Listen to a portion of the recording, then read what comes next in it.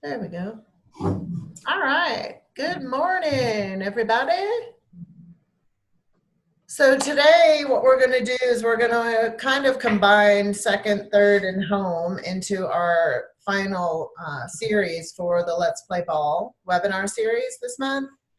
And just to recap, we talked about how we're going to find buyers and how we want to be very specific and proactive and intentional in understanding where our business is coming from. So to do that, we pick 3 sales channels and we stay committed to those 3 for a minimum of 5 years, and really trying to master 3 different sales channels so that we can have a more predictable stream of clients.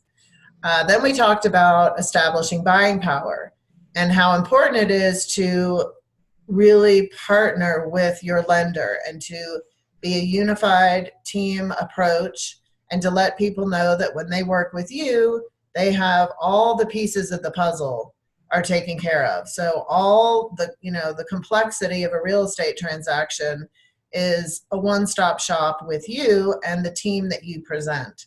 So we talked about investing time in people before we understand fully their qualifications, and at that point we're creating loyalty. And then when the qualifications and the motivation arise to when they're ready to do something, they've already got that relationship in place with you. So the next part is actually being in the transaction and how you can improve on your approach and the level of service that you provide to your clients, in clarifications, in setting expectations, in just kind of taking the roller coaster that a real estate transaction can be and minimizing those bumps. So really smoothing out the whole transaction for your clients. And that's really what's going to promote more referrals down the road. And the other thing is, when you're in the transaction, this is, in my opinion, where you really get to demonstrate your expertise. And to do that, you want to make sure that you're providing a lot of communication and letting people know what you are doing. I went online and just kind of Googled. I know we have the 47 vital activity checklist, and I thought it was interesting. I found this one. It's 184 things that we do to help our clients. So we know how task driven this business can be. And, sometimes we just take the approach of never communicating with people what it is we do in the transaction. So the next really second and third base and what happens after the transaction are really, you're kind of in demonstration mode. And I think a lot of times we forget that, or we don't think about it in a proactive and intentional way on, how we really can demonstrate our expertise and our skill set to our clients. So when we think about second base and showing homes, this is when buyers, they're actively looking and writing offers. So when you start thinking about the pieces of the puzzle, here's where, hold on, let me silence my phone. I forgot. I did it.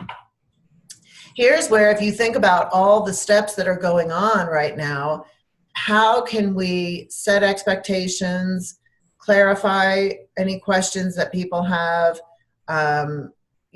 What are the ways that we can improve upon the client's experience, really?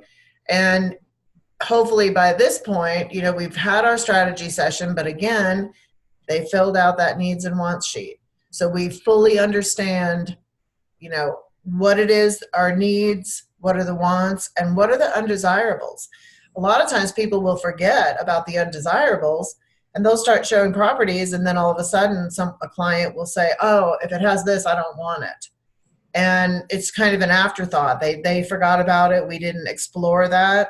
So again, if they're looking at homes that they don't want, we don't want that to happen either. So really taking people through that needs and wants sheet frequently. And they can change. Those needs and wants can change. And they usually change because of what's available in the market.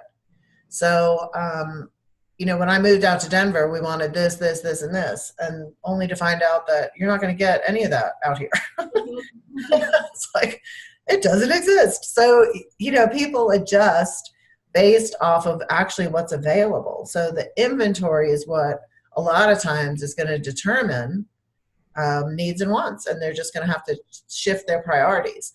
So going back to that needs and wants sheet and undesirable sheet frequently and referring back to that is really a good practice. It's also how you want to make sure that you talk about how to find properties. We know that they're going to be online. We know that. So how are we helping them with their online search? I find a lot of people complain that their clients are on Zillow, but they're not doing anything about it. They're not trying to help their clients make better choices when it comes to searching. You know, I think even, I don't know if FMLS does FMLS have a public site like Georgia MLS for the consumer? Not that I know of. I don't think so. Yeah, but Georgia MLS does. And, you know, if a property is not going to be in one of the listing services, which one typically might it not be in? Georgia MLS. Actually, probably FMLS, because Georgia MLS is like flat fee, and almost every company puts it in Georgia MLS. FMLS is an added benefit, you know, for our sellers, because not all companies are members of FMLS. So even if they were to use the free website that we all have through Georgia MLS, I think they're getting a better search experience because we know that that's the hub of actives, pendings, and solds. I still like HomeSnap Pro, honestly, because I tell them, I'm like, look, I know you're used to using the Zillow app, but this is actually better. And you get to communicate with your clients in that app. So perfect. Yeah. I'm so glad you brought that up because I almost forgot about that. So HomeSnap Pro, everyone has an account. That's all provided to all of us. So right when you meet with your client in that strategy session, once you get to the part about showing homes, that's when you have, and that doesn't always have to happen on the first, you know, meeting. That conversation can come out, you know, after you've already showed some houses, and then it's like, hey, you know, let's talk about your online experience. Because if they call you to look at properties and they're not available, and it's because they've been looking on Zillow, that's a great opportunity to say, hey, there's a better way, and we can communicate with one another. And you're getting the information directly from the listing service, which is where everything starts and stops. Yeah. So having that tool, if you're on desktop, if you want to use, you know, the website, or if you're on your phone and you just want to search through here, and help them get it loaded. Like, oh yeah. I mean, you just invite them. Yeah. And then they just, I mean, I did that with my sister. It was just so much easier. I finally got her to stop using Zillow because she would send me stuff. I was like, okay. It wasn't active. It wasn't active. I was like, stop. This is better. She was like, I'm a convert now. So she did convert over to it. That's great. And so we should make sure everyone has that downloaded and knows how to access and use that. You know, and I'm happy to help anybody. And Lori, you've done it, so you know how to do it. I just think that makes a lot of sense. So you're, again, showing your expertise, and you're providing something that's going to minimize their frustration. And, you know, Zillow now is a competitor. So they're no longer a marketing firm. So that would be like, oh, I'm with RE/MAX, but my client uses the Coldwell Banker app. I mean, it's the same thing. You know, they buy and sell real estate now. They are a real estate firm. So why, you know, we don't get them attached to our tool, I'm not really sure. So it's either we didn't know about it or we don't see the importance, but we want them to be working with us because we have better tools. Yeah. So that's a great thing to do. So get them on that. Another thing that's really powerful, and I'm going to pull it up here, is the frequently asked questions. So we have the, That was the criteria sheet. And then just FAQs to provide these ahead of time, or, you know, at some point through the transaction. Like they figured out their buying power, they now have the app. You don't want to inundate everybody with everything in that strategy session, because I think, again, we're trying to communicate with them too many things. Remember, home to first is just, what do they need and want? Who are they? What are their aspirations? What are their long-term goals? Where do they work? Let's talk about the commute. You know, you're kind of just really getting to know one another. And in your mind, you're formulating how you're going to be able to provide them the best experience for their particular needs. And that's why that strategy session is so important. You kind of get to know a little bit about how they think, what makes them tick, personality wise. You know, you're kind of looking at their personality and blending your tools and resources with them. And then we do the buying power. So then we figure out, okay, great. So you want to accomplish this. Let's figure it out. Are you going to be paying cash? You know, what is that going to look like? So we do all that. So we don't really want to be talking about the showing process yet, because remember, we want to communicate with people where they actually are in the process. Because if they're just starting the process and now we're talking showings and when we go under contract, they're not really processing that yet. They're still trying to determine, do I even like you? Do I even want to hire you? So that's why the bases are so powerful, because you're actually communicating, you're using a skill set exactly where they're at in the process. So now they start looking, we give them this great search tool, we can communicate with them effectively through that, and then maybe we shoot over these FAQs. And these are things, the first page is for sellers, so you could separate these out. This is something you could provide for your sellers. And again, it sets those expectations. The buyer will negotiate 2 to 5 times on this transaction, right? You have the purchase price, you have the inspection, potentially the appraisal, final walkthrough. So again, you're setting those expectations. When we get down here, we have some things for the buyer. How long does the buying process take? Will I get my earnest money back if it's not? If nothing else, this will prompt areas that they may have questions that they don't know what questions to ask. They're a new home buyer. They're not going to know how much money to bring to the table. They don't know how long the inspection will take. They don't know how much to offer on a home. So providing these FAQs ahead of time gives you the great opportunity to, one, show what you know. Like, hey, this is what I'm going to help you through. And then you can ask, going through that list, what things do we need to talk about further? And there may be things that you might want to highlight on here that really articulate your skill set, or things that you know might provide frustration or inconvenience, or, you know, some of why we have the roller coaster. You might want to highlight some of those things and talk about them with the buyer, regardless of whether or not they say they have a question about it. May just be things that you want to reinforce as the professional, because you know in the past, you know, this kind of ends up being a sticky area sometimes. So I'm going to make sure that I talk about that ahead of time. So these FAQs are just fantastic, and I wouldn't give them to them right away. I think if you give them a buyer pack with everything, then sometimes we forget to go back to it. So, or you can give them everything and then give them again. So, or even tell them, hey, don't forget, there's an FAQ in the packet that I gave you. I'm going to send it over to you in an email. So you can kind of think about how you want to do that. The other thing that's great about this list is, remember when we talk about video? So what would be good about looking at this list?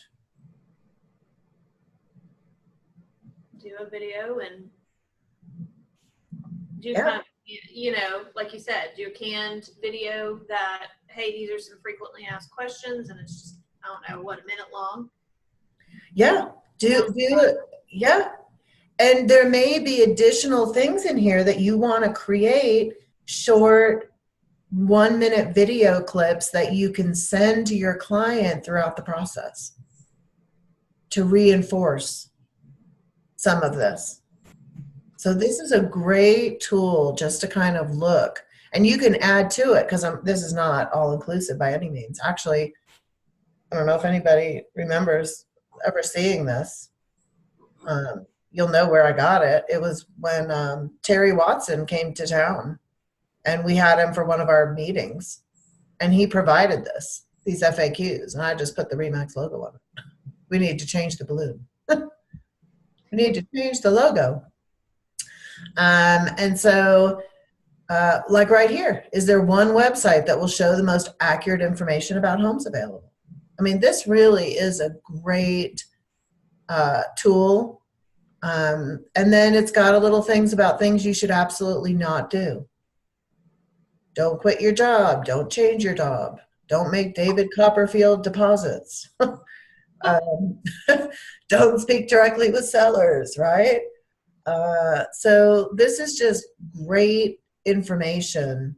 To me, this just should be part of who you are and what you provide. It's just awesome. And so there's a couple of pages of that. And then we had at the bottom, just need to change the formatting a little bit on this, but you'll see these are things, and you could, this is from a couple of years ago, so we could just run this by somebody at North Point and say, hey, is this all the stuff that, you know, they're still going to need today? And so you can update this. So you're providing this. This one you might want to provide, obviously, a little bit sooner because they've already established their buying power. So that one form is something that you can provide at the beginning of the search strategy session.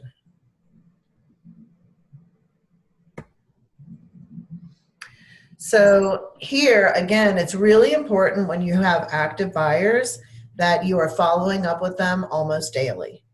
A daily check-in call to see if anything's changed. Even if you're just showing on weekends, I think it's really important to keep that communication and the check-in calls very, very frequent, because people are so emotional, and if they like miss out on the house, or like, you always just want to do those check-ins, like, hey, did anything change? We're set to go look at these homes next weekend. You know, is there anything else that you found? So not letting too much time go by in between talking with them, I think, is really, really important. Just because questions will come up. Hey, did you have a chance to look at that FAQ sheet? Did anything, you know, come up? So I think the communication needs to be really frequent, and I would recommend doing it phone. I don't think I do too much via email or text when you're in a transaction with your clients. I think that's when you need to hear their tone. They need to hear your tone. I really wish that we would use the phone a lot more in the during, for sure. I just think it's real important because you can gauge so much by talking to people. Plus, things get done a lot faster. And isn't it so true? If you just pick up the phone, it's so much quicker. Yeah. It's just so much done. So in thinking about also how many homes you're showing, what that showing looks like, looking for signs of when you should ask somebody if they're ready to write an offer up, keeping your clients in the payment. So having a good idea of what the monthly payment is based off around every house that they're looking at, so that you can kind of reinforce. By then you know their down payment. You know what type of financing they're doing. So you're making sure you're showing homes that fit with the financial, you know, their buying power and what that looks like. So now when you go to homes, you've already matched it up with the needs and want sheet. So you're kind of already saying, hey, this one has all your needs, and we got 8 out of 10 on your wants on this one. So I would actually have that criteria sheet, and every time we were going to go look at homes, I would actually look at the home and do an analysis right there. All needs, right? Because we wouldn't even, like, the needs are what we build the search on. So the search has all their needs for sure. And then we're looking for 75 or 80% of their W's or greater if we can. And I would probably just highlight out this one, we're going, you might show 6 to 10 homes at a time. It'll take you probably 10 minutes to go through each one and just highlight, okay, this one had 8 out of 10 wants. Of course, it didn't have any of the U's. They're going to be putting 5% down. I'd figure out 5% down, and I'd already have a good idea of what that monthly payment roughly would be.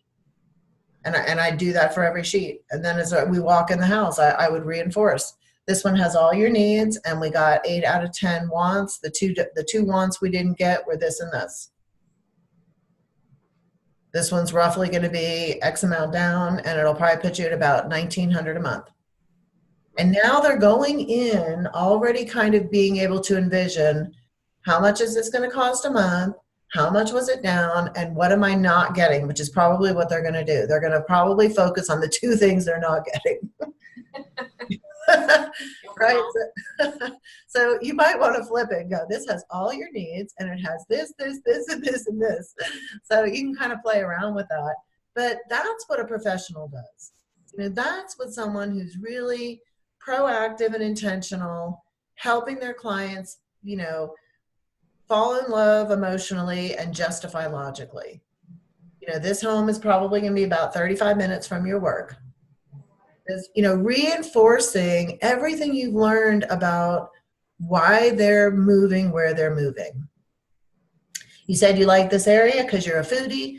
We got lots of restaurants, right? 3 to 4 blocks away from here. So when you are actively involved in what they said they wanted, and you're reinforcing that for them. I mean, one, it shows that you listened, you took interest in what they said, and now you're helping them make those decisions that they want to make because you understand what was important to them. And it totally takes the relationship to a different level. Completely different level when you start reinforcing, hey, the church that you like is right around the corner and it's going to be 30 minutes to work. That's not bad. That's within what you wanted. This has all your needs and 80% of what you were hoping for. Let's walk through. Let's take a really good look at this house. And then if they start showing signs of, hey, you know what, I can see our couch over there. I can say, you know what, this one would be about $1,900 a month. It's well within your budget. You want to go write it up. Let's go see if they priced it right. Because that's going to be another thing that you're going to do. Once they decide which house they like, and, it really is, it's a process of elimination. Or you might say, hey, we have 3 more. Let's go see if we can beat this one. If you really like this one, let's go see if we can beat it. And what you're trying to do is help your buyers only like one home at a time. So I wouldn't encourage things like, what are your top 3? I think that's very difficult for people. What I would encourage you to do, which helps the consumer, is when you get to a house, say, is this one that you would make an offer on? Out of 1 to 10, what would you rate it? This is like a 7. Okay, let's go see if we can find a 10. Then when they get to the next house and they're showing signs of maybe like and say, okay, 1 to 10, what's this one? Well, this one's a 9. Okay, then we take the other one off the table. You're not buying a 7. I'm not going to let you buy a 7. We now have a 9. See, in that way, they're keeping one. They're only going to buy one house. So we really only want them liking one at a time because it helps them. Doing the top 3 is just, that's very difficult for people. So having them eliminate homes is really important. And then at that point, when they say, I really like this one. Okay, well, we had 2 more. Should we just go look at them to see if in case they're better? No, I really want to move on this one. I like this one, and I think someone else might grab this one. Let's go write it up. So at that point, then it's great because you get to use the pricing strategy again. So you're constantly getting better and better at the 7-step pricing strategy because now this will also show them homes that were priced too high It'll show if this home was priced correctly and what other people were willing to pay for the same house. And then you go back and show them again the competition. So it's just such a win-win because it helps them realize, and it helps you realize, was the house priced right? Because you want to make sure when you're going through that process, you're actually finding what? What are you finding when you're looking at the solds? When you're looking at the sold properties with the buyer, what are you actually looking at, really? The comps. Yeah. You're looking at the comps. You're looking at what we're overthinking. Yeah. I know it was not a trick question. Yeah. Yeah. So you're looking at the comps, which is going to support whatever price you're doing. So now you have a sense of feeling better about that price, and also for an appraiser. You know, you don't want, I mean, if the house is priced crazy and you can't find any comps, then that could be a potential sticking point for an appraisal. So at that point, we either call the listing agent and say, maybe I'm going up the wrong area here. I'm not sure. I'm having a hard time finding 3 to 4 comps for the property. Which comps were you able to find? Like, my buyer's interested, but we want to make sure that we don't have an appraisal issue. So if you do it tactfully and not just like, oh my God, did you overprice? You know, you don't want to do that. But they may have found some comps that maybe you didn't. So always, if you do have a problem with comps, make sure you start with the listing agent or ask another agent to help you out, get another opinion. When I ran into that, I always asked them, I said, what comps did you use? Mm-hmm. Because, you know, instead of being like, very confrontational, like, I think this is overpriced because I can't find any. I always asked, hey, what did you use? Because I'm having a hard time.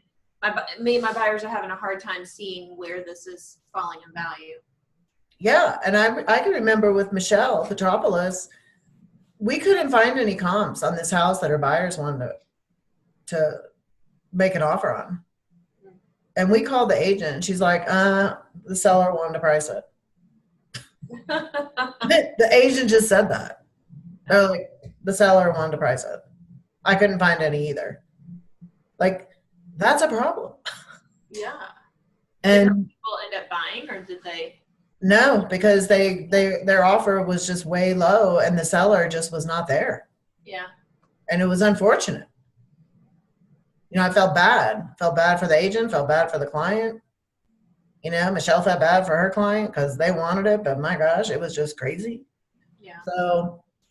So we definitely, you know, have to be careful of that. So now here you are using your expertise in helping them figure out what to offer on the house.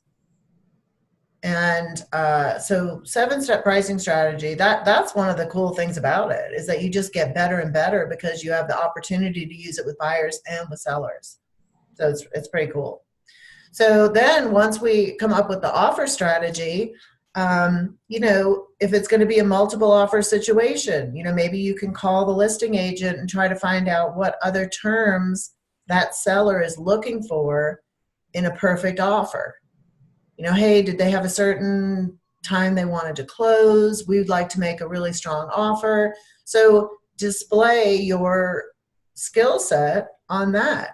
And then, you know, we've heard a lot about these love letters, how, you know, this could be in violation of fair housing. So I think we should probably just kind of stay away from the love letter thing at this point. What are they saying is in, I hadn't heard that. What are they saying is yeah, so, well, I was on this Facebook pages and people were talking about them. Like, people were talking about these love letters, and then all of a sudden there was this big thread, fair housing. And I was like, huh. So I put an email into the broker support line, and they were great. They got in touch with Gary Beelan, and he just said, the problem with it is that if they put like pictures of themselves or talk about their family, things like that, that it could be that you're showing favoritism to a certain race or ethnicity, or something like that. I mean, it's just a potential. So he just said, I just wouldn't promote doing it. I just think that it could end up being something. At some point, somebody could say, well, they did a letter, or, you know what I mean? It's kind of a gray area. And I never really even thought about it like that, like, at all. So I saved the email. I'll forward you the email on what he said. So yeah, so I'm not sure. He's like, we probably just shouldn't even present those. But anyway, there's other ways, I think, for you to do a strong multiple offer situation. And that's realizing that there's more involved than just the price. People can use escalation clauses if they want, as long as you feel that there are comps to justify going above the list price. And again, that's another important, strategy. Just because it doesn't appraise doesn't mean the seller has to come down, So there's different ways, different scenarios that I think are worth talking to the buyer about if they're in a price range that's multiple offer, or if you think that there may be a multiple offer situation. So talking about that, even with them, if they're in a 2, I'm not sure what it is right now, but you guys probably know which, is it anything under 3 is potentially a multiple offer situation right now, or? Yeah, I think so. I think you're still there, at least Yeah. 3. Mm-hmm. Yeah, so maybe, especially if your client is one that's waiting for properties to come on the market, because typically when something new hits the market, there's a lot of interest. So, having that discussion ahead of time, is important. And I guess on the buying side, maybe, I didn't think about this, but if you're doing the love letter on the buying side, you're not really in violation, It would be a seller issue, right? I would think, yeah. So I guess you could, it's just whether or not that listing agent's going to present it or not. Mm-hmm. So I don't know. I didn't really ask it that way. I'll have to go back and read his email and see if, it was more directed towards sellers presenting those or not. So, anyway, talking about that. And again, you have a specific strategy and telling them that. And then we get to where now we're under contract, right? So once we get under contract, there's a whole bunch of stuff that goes on. So it's like, what are you laying out for your clients after, they do that? How are you helping them through the inspection process? Have you already explained due diligence? Or are you waiting until now that you have gone through the whole purchase and sale agreement with them at the time of writing? Maybe now it's like, okay, so we have 7 or 10 days, whatever gets negotiated, right? We have 10 days to do due diligence. What else are you asking them to do during due diligence besides the inspection? I would inform them of all the different types of inspections. It's not just home inspection. They could do mold, they could do radon, they could do, it depends on the home. But then also they've got to do their due diligence on the area. Yep. They need to make sure they know that what schools they are and verify, and they need to look at anything else as far as, if they're going to look up anything about crime or anything like that in the area, that's when they need to do it. Yeah. And I'm not sure how deep, agents go into that due diligence process, but you're right. Maybe drive it during work hours, like come and do the commute, check it out on a weekend, if you can get 10 days. But you're absolutely right. And so letting them know all the different things. And then how do you help them through the inspection process? Are you just giving them a bunch of numbers and now it's on their back? Or do you have a recommended inspector? Do you ask your inspector to call them to introduce themselves and earn the business? What does that skill set look like? How does that run in your business? And so again, you want to kind of look at this is all a self-reflection, and each phase of the baseball diamond has these different skill sets. So it's like, okay, now here we are. what is this going to look like? I think everybody's probably a little bit different. You know, some people might just say, hey, this is my inspector, and I'll have them call you. Some people might say, these are the 3 that I've used in the past. I mean, it's up. So I don't know how that's going to look for you, but I hope you know how that's going to look and sound and what it is you're going to be providing to your buyer. Use that GAR form, the F76. You know, that form is just fantastic. It lets everybody know all the dates. Let everybody know how the clock ticks. And then staying in touch throughout every little nuance of the settlement process with your client. So letting them know, hey, this is what's going to happen with the due diligence, and we can ask for this, and these are the things we can ask for. What does it look like if the inspection comes back and you have 2 pages worth of repairs? I mean, what's your plan at that point? Asking for all those repairs, asking for a dollar amount so that the buyer can do them. I mean, you should already kind of have formulated what that process looks like for you in your, service level to your clients. I preferred for the buyer to do it unless it was something, that they didn't feel that they could get done.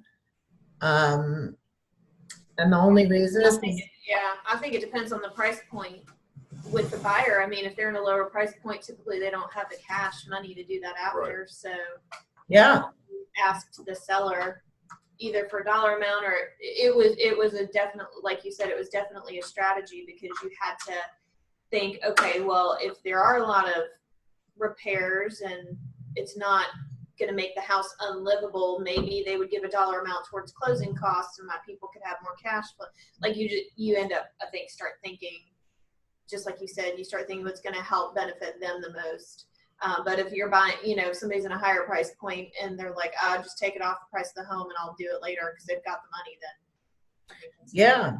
And it depends on what the items are in the 2-page. I mean, I would prioritize and say, okay, this needs a contractor, this needs a contractor, this needs a contractor. These are other things that maybe are livable, like you said.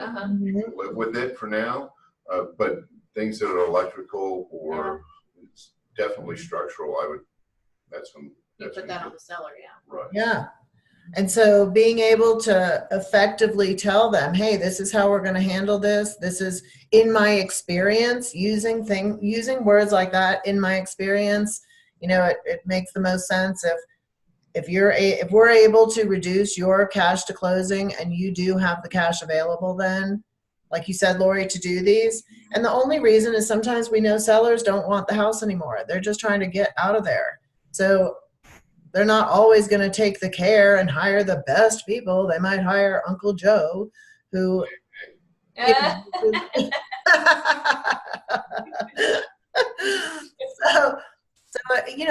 again, it just kind of depends on the thing. But as the professional, as the experienced person with the skill set, you're able to talk this through with them. So it's not, I mean, I'll hear agents and like, well, they want to ask for everything on the list. I'm like, well, did you talk it through with them? Like, did you even talk it through? I mean, sometimes people just do what the client says without even like having a discussion about it. So it's not that they have to listen to us, but we know the best ways to handle things because we have experience with it. And that's what they're leaning on us to. So again, it's this whole thing of leading, guiding, and protecting. I apologize because I'm coming in late. Yeah. We've already talked about this. When is the best point in the experience to go over that with them? What I would, in my limited experience, I would say that a good time is to start from the very, very beginning. As you go through the whole process with your client, and you say, okay, at this point we're going to see this, and this point we're going to see that, and that's like in the first meeting. They kind of give them an idea. Just you don't go through detail, but you give them an idea of this is what's going to come up. So we need to talk about that. And then as you see the house and you understand it, and they fall in love with a particular house, and you see the conditions of the house, you say, okay, now be aware that we see some things here that are they're going to probably come up. And then when the thing comes, it's not a big surprise, and they're devastated, thinking that, oh my God, the house is going to fall down any second. Yeah. Yes, I totally agree. I think in your very first strategy session, I think you have to be careful with giving them too much, because they're not to the point of writing an offer that day. Right. So they're not, so I'm not saying no, don't bring it up. It could be part of your FAQs, and we went through that a little bit earlier. It could be part of the FAQs that has things about the inspection. And I would provide all my clients at that initial meeting a sample purchase and sale agreement, and tell them, hey, start familiarizing yourself with it. I'm going to go through it in detail when we make our first offers, but it's always good for you just to have a little preview of it. So if you could just take a few minutes and kind of just go over it ahead of time, that's very helpful. And then I think when you're actually writing offers with people, that's a great time, because you have to go through all the paragraphs with people. I think that point, they're in the process. They like the house. They know what's coming next. I think then it's a great time to bring up stuff like that. Okay. Because now they're in that process. They've already built rapport with you. They've already established their buying power. Now they're in that mode. Okay. Because if you bring up too much stuff when they're not in the mode, they don't really care about it yet. But see, now they're emotionally attached to this part of the process. Right. So they'll actually listen more, because it's like, okay, this is important. And, talking about those, the negotiating points. And you'll get a copy of the FAQs that I showed in here. Really powerful for frequently asked questions and things that come up.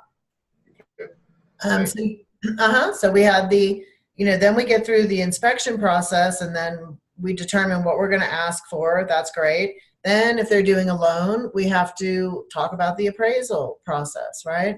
So because we use the 7-step pricing strategy when we made our offer, we should feel pretty confident that there won't be an appraisal issue. So, that's why I tell people, use the 7-step pricing strategy, because if you're now having an appraisal issue, like, I don't see how you could be surprised unless you just didn't look at the comps. So if you are surprised, then, okay, what comps did they use? You know what I mean? Gosh, was I that far off? Because it's really hard to challenge appraisals, I think. If they found comps that they want to use, I don't know that they're just going to be like, oh, because you're the realtor, I'm going to change my mind. I just think it's hard. I'm not going to say that it's never happened. But I think it's important to have a good feeling about the numbers that you've already been seeing. But then you still need to tell them we have to get through the appraisal next, right? That's the next thing we get through. Then we're going to have our final walkthrough. You're going to talk about the final walkthrough. If you've asked for a home warranty, you're going to explain a little bit more about how that home warranty works, if the seller has agreed, or if they're just going to get one, right? So you want to talk about what that looks like. And again, in that initial strategy session, I would already have the brochure. It's already branded for the warranty with RE/MAX and everything. It's got all of your information. You attach your card to it. So explain how that's going to work, right? So then as you're going through and you get through the inspection, then you're reminding them of things that your lender partner is telling them too. Homeowners insurance, right? Get your home on. Do you have a homeowner insurance? Do you have an insurance company that you refer? You could, right? They may have someone already, maybe through their car, they're going to bundle it. That's fine. But it's great to have a resource, especially for if people are coming in from out of town. They might, want to get a different agency, or a lot of times they might transfer to another agency there. So there's a lot that we can help people through this process. And again, some of these can be little video clips, little videos that you're sending out, reminding them of all these things. So be proactive here. Again, same thing. Use the phone as much as possible.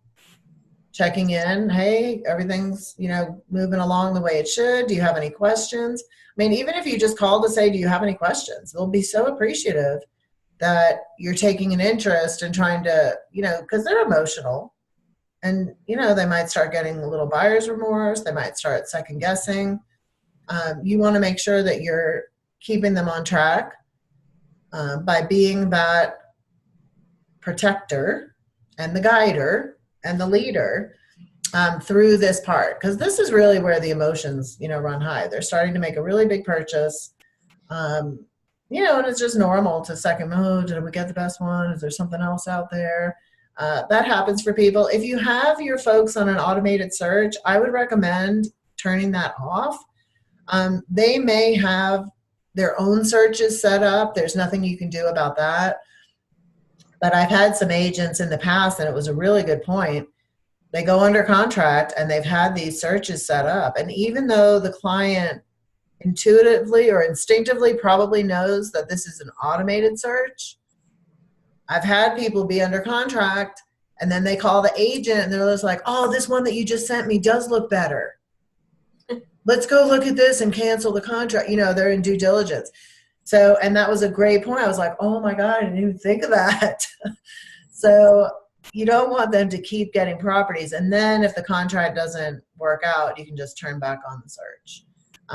So again, they may have their own searches already set up, but hopefully you have put a search in place and you want to make sure that you turn that off.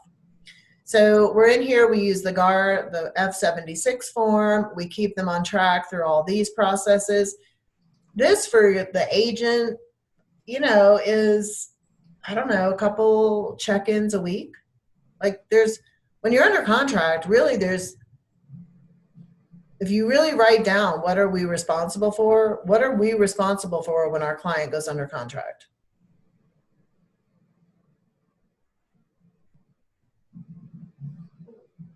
Right, nothing. All we do is make sure everybody else does what they're supposed to do. On time, yeah. On time, right? We check the dates. We make sure we submit the due diligence report. Like, we make sure everybody else does what they're supposed to do. We don't do the appraisal. We don't do the home inspection. We don't get the insurance. We don't make sure that the title is clear. Like, that's why people are like, oh, I got this deal going on. I can't go to a class. I got a deal going on. I'm like, well, what are you doing in the deal besides worrying about it? So just remember, the more you realize that everybody else is performing and you're ensuring that they're following the dates, you're reminding people to do things, those are phone calls that don't really take a lot of time. And this is how you can have a lot of contracts at one time and not be overwhelmed. This is how you can do more business than one at a time, because you realize that, oh, I could probably check the file twice a week and be okay. And I'm going to put the F76, all the dates that are on the F76, I'm going to put into my calendar, and 24 hours or 48 hours before the due dates, I'm going to make sure I get dinged. Right? And we're going to be able to load these kinds of plans into Booge. So when we get our new CRM, we'll be able to launch plans that will notify us of all the things that are upcoming. You could do that within app files as well. So I want to get things as streamlined and as automated. Guess what else you can do? When you get a reminder, guess who else can get reminders? Your clients. Like, you can set your clients up to get the same reminders. I mean, how professional is that? Like, they're getting, and then you call them. When you get the reminder, you say, hey, we have 48 hours for that appraiser. The appraisal. I'm going to make sure that, I'm going to check in with Joe and make sure that the appraisal's been ordered and that we're within the time frame, or whatever. Maybe you have that 4 days before or whatever. So again, I would have them involved. Like, everybody's like, oh, I'm just going to do everything behind the scenes. I'm like, why? Let them know that they made a good choice in hiring you because you're displaying all your skill. So we get through this whole process. We go to the closing, right? Now we have to launch a whole new set of skills. So we finished our, and a lot of these can be delegated. Some people delegate a lot of the contract to close, sometimes all of it. They delegate this to an outside company or an assistant. And what is important for you is to look at all the things and see, okay, what do I already have done for me at the office? Changing the status in the MLS. Well, you don't have to do that. Like, check off what's already done because of the support at RE/MAX Center, and then look at what's left. And you're either going to become the expert in that, or you're going to delegate it. You might just do check in on the timeframes and then do the inspection amendment. And if there's an appraisal issue, hop in on that. You want to make sure you're sending them the directions to the closing attorney, little things like that. So you got to look at your whole skill. So you should know all the things that you're going to offer, and then figure out who's going to do it. And it might be you. And then once we close, well, now what is the next strategy going to look like? Well, now they're going to become part of your dugout as a past client, right? So now they go back into your business, right? But now they're a past client. So you want to start putting them on that top 100. You want to start providing them with regular contact. Hopefully you're doing a 7, 30, and 60-day phone call after they've moved in to make sure that they're getting settled, see if they need any help. So you have those 3 touches right out of the gate, first 3 touches, 7, 30, and 60-day phone calls. And then you're going to put them in. Okay, they're going to get my monthly item of value. I do a monthly newsletter. You're going to put them on the newsletter list from Lead Street. They're going to get that electronically. I'm going to put them into my top 100.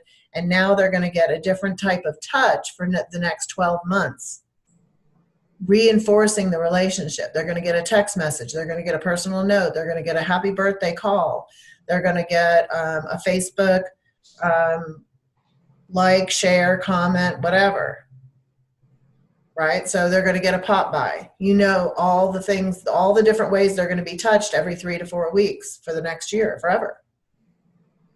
And that way, when you pour yourself into them, you have the ability to earn referrals from them. And you're open to receive because you're willing to give, and give. This is a whole new skill set.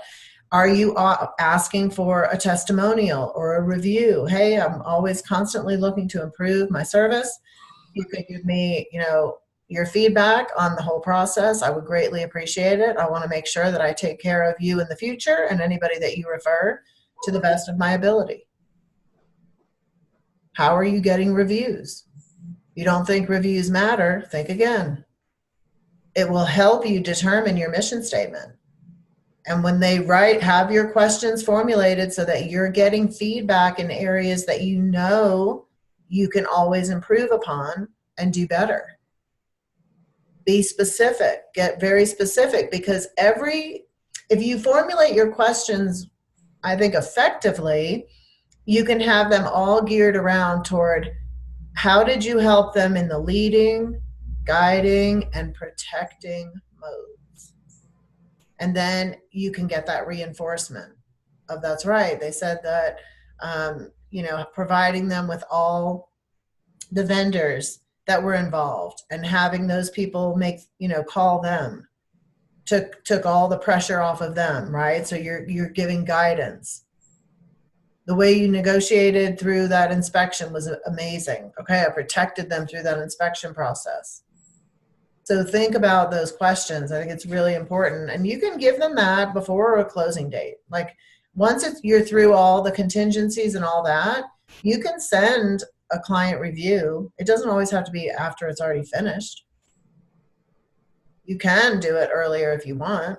So just think about what that looks like. And then you're going to think about, okay, what are all my referral business building strategies going to look like? How do I stay connected with my clients? And that needs to be a well-oiled machine. Like, the quicker you can get into a routine of your follow-up and how you maintain those relationships with your best clients, that will just come back to you so quickly. But it needs to be a habit. It needs to be a system. It needs to be part of who you are and what you offer. A little bit here, a little bit there, a thought here. That's not really going to get the return that you're looking for. And again, everything that we kind of talked about on the buying side, you could flip to the seller side. So you can actually use this baseball diamond and the tracking forms and everything with every client. Because you're going to do the same things with sellers as well. So if you think about your highest quality leads, they're always going to be a repeat client because they've already used you and they want to come back for more. You did such a great job. That's a high quality lead. And then you have referrals. Referrals are your second highest quality. So you really need to have those systems to maximize the return on investment. And those really are just in staying connected, deepening the relationship. I mean, that's just part of your job. Then you're going to get a sign call. And sign calls are like, really, it's like the new internet, really. Right? Sign calls may be down because people are finding properties online, so they're reaching out with an email, or it could be a phone call, right? And then, so you're looking at, okay, how's my skill with that? How is my skill with that one, right? How good am I at converting? How good am I at asking questions and building that instant rapport so that they want to take it to the next step, which is to meet in person? And then you're going to have leads from advertising. Those are just the lowest quality because they don't know you. They're very difficult to convert. Not that you can't. It's just you have to make sure you're constantly working on your skill set for that. But your repeat and your referral will always be the best. So we've been through all the bases, right? And back home, put them back into our system and back into the dugout. And it's visual. It's designed to be visual. This was Mac Perry's board up on the wall in his office. And, at one time we were all kind of speaking this language, like, hey, how many people do you have on first? How many do you have on second? When you use this visually, it really starts to get that momentum. Kind of the way I said, you got to print the top 100 out. You've got to see it. You got to breathe life into it. You have to be looking at it. Same thing here. And you'll notice this was his dugout. So he had 13 A clients. He had 44 Bs and he had 19 Cs. So that was his database. That's his dugout. He knew exactly who he had and what level they were in the referral food chain. Right? And then he had home plate. So these were opportunities that were coming up to him. He was just starting the rapport building process. And then all these people were people that he had with the lender, establishing buying power. So really, really important. Then he was out showing homes to these people. And then once they got under contract, they came over here to third. And then in the middle, he had new appointments. So you can, tailor this and use this any way that makes sense for you. It's not like one size fits all. But I would encourage everyone to have some type of visual board with all your business. I mean, it just puts it front and center. It keeps you proactive and intentional, because if you don't have anybody on first base, that's going to remind you, oh, that's right, I'm in the lead generating business. And if you have a bunch of people on first base, it's going to say, oh, that's right, I better check in with my lender and check in with all these buyers. Where are they at in the process? And then as you're showing properties, I would track how many homes you show your clients, because that becomes a talking point. So you'll be able to, in the future, when you're meeting with buyers, well, in my experience, it's been most buyers will look between 6 and 12 homes and then they'll make a selection. Like, what are your stats? What I found right now in this market is that buyers are making offers between 99 and 101% of the list price, depending on the price range that they're in. It's the kind of market we're in right now. It's a little bit weighted, a little bit heavier on the seller side. So homes that are priced accurately and at market value are actually selling at market value. Very common right now. Like those are the way, that's the way you want to be talking to your clients. It gives them it reassures them that making an offer at full price is normal, and there's nothing wrong with that. We might flip. It may flip. We may get a lot of inventory and prices might ease up a little bit. You have to be that expert. Every month you should be looking at the stats so that you can have these great quality conversations with your clients. And these are the things that are referable. Your expertise, your skill set, the way you talk, the way you guide them, the way you protect them, the way you lead them through this process, that's what becomes referable, not the fact that you help someone buy a house. All this extra stuff. And this extra stuff is what makes us great realtors. It's what makes us great professionals that people are proud to refer to other people. And that's really my hope for everybody, is just to look at our skill set for each leg of the bases and figure out, how can I get just a little bit better today? How can I improve a little bit this month? And if you'll look at that, then that can translate right to your AMS, which is your activities management system, into your personal development hour for the week. And you just do it 1 week at a time, 1 hour at a time. And it's great. So any comments, questions? You know, Pat taught me this a long time ago, real estate rewards action. Got to make sure that we're taking quality, proactive, and intentional action every single day that we're working. What do we think? I love that. Love it. It's been helpful for me. Good. Yeah, this is recorded, so go back and watch the beginning. I think of this one will be great, just to reinforce. And then what I'd like to do is maybe send out all three to everybody, and people can watch, you know, at their time that they want to. Well, and we have them posted on centermember.com. Oh, good. Oh, perfect. So it's on CenterMember. I'll go in and look at it. CenterMember.com. Perfect. Under 1 hour coach. Under 1 hour coach. I love it. And next month is all about lead generation. So definitely check out the calendar for that. Get those links, and we'll be hitting a couple different areas. So I'm excited about what we have coming up in May. Awesome. Well, thank you. We'll see you in May. See you in May. Thank you, everybody.